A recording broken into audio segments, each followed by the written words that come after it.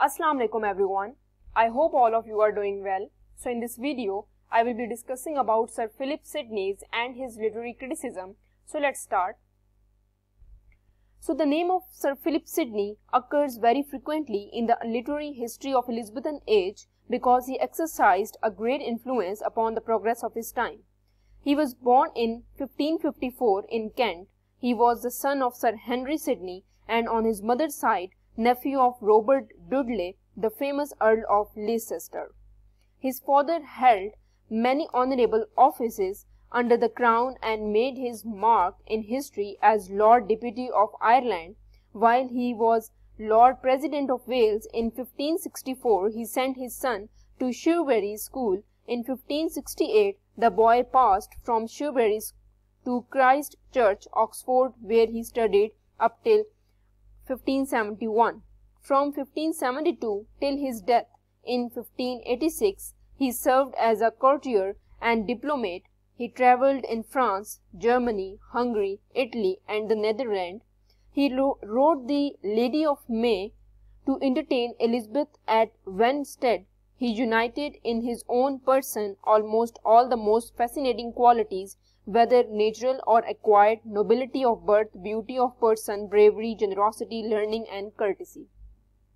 Sidney was a many-sided person, a soldier, a diplomat, courtier, prose writer, critic and poet.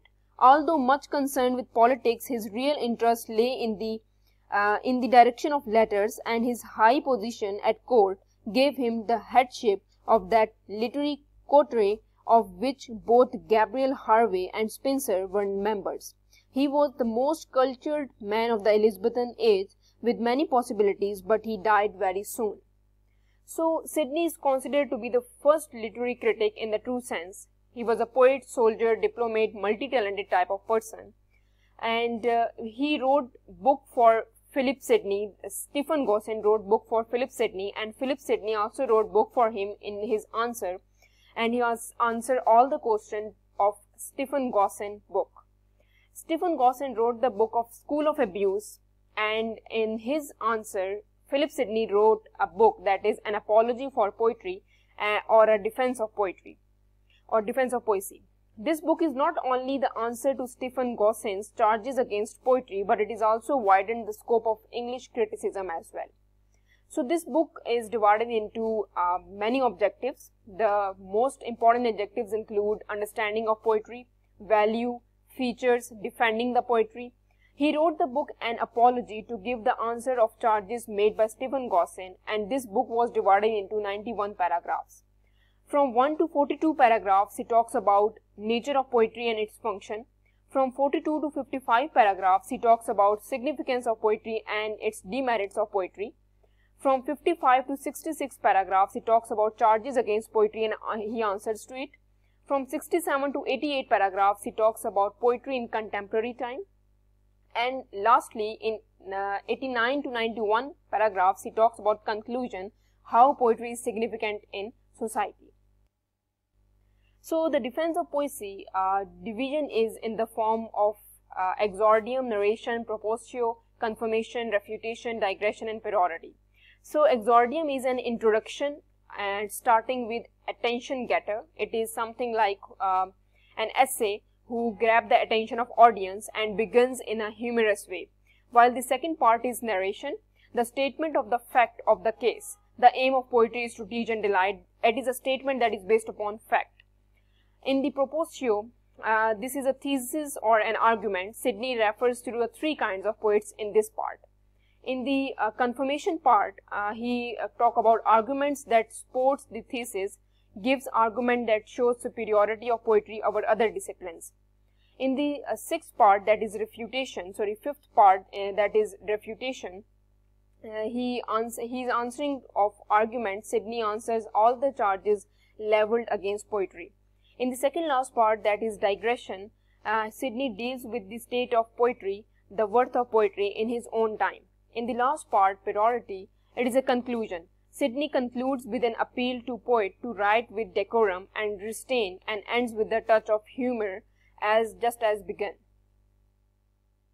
So the Sidney definition of poetry also he talk about that poetry is an ancient text and oldest genre and branch of literature, he mentioned the names of Plato and Aristotle while explaining the significance of poetry, and he defines poetry as poetry therefore is an art of imitation, for so Aristotle terms it in the world of mimesis, that is to say, representing a counterfeiting or figuring forth, to speak metaphorically speaking, picture with this end to teach and delight. He called poetry as speaking picture means recite poetry. He agrees with Aristotle that it is an imitation. In the same definition, he talked about the function of poetry as well.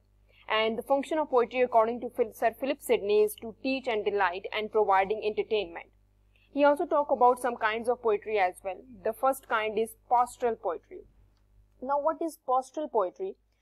It deals with the simple life, admiration of humble life, and abhorrence of tyranny and brutality of the world. While the second kind of poetry is elegy, it is a sad song or poem that arouses emotions of kindly pity rather than blame for darkness of humankind or miseries of the world. The third is comic.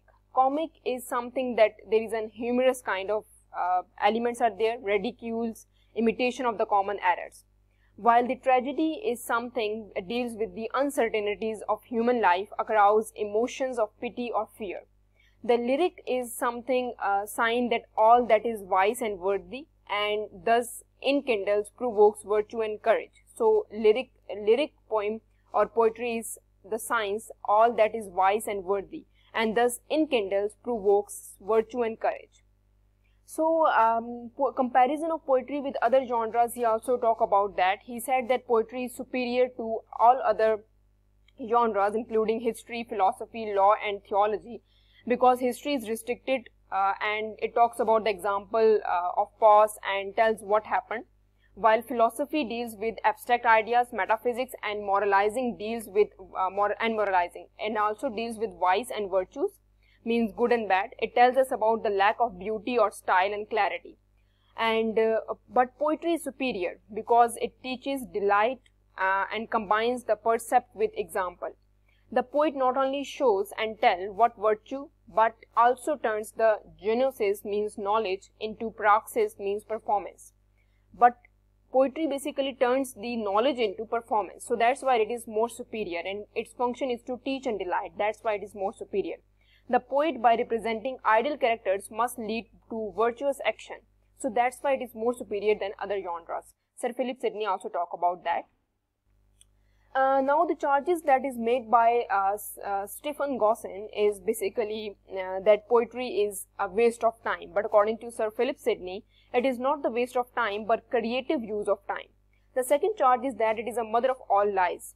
But poetry is mother of all knowledge according to Sir Philip Sidney, and it is based on truth. The third charge is nurse of abuse.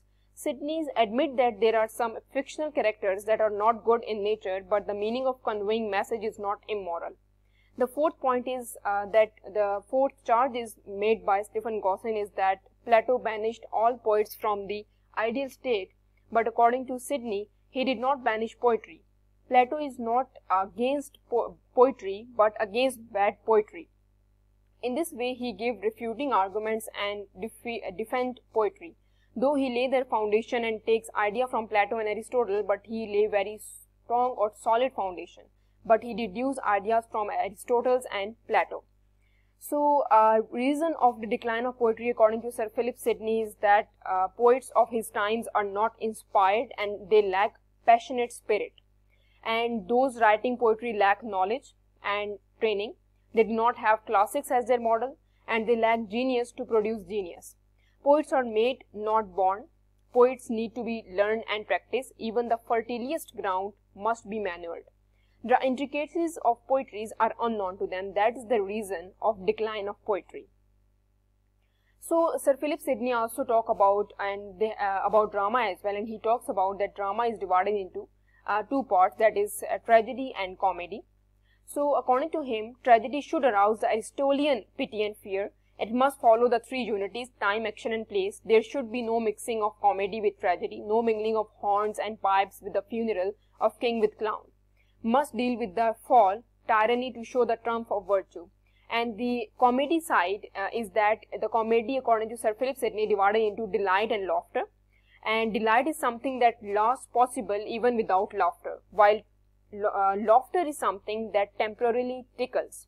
It should not cause pain to someone. It should not deal with the weaknesses, foibles and follies of humankind with the aim of correcting them. So he talks about tragedy and comedy both in the drama.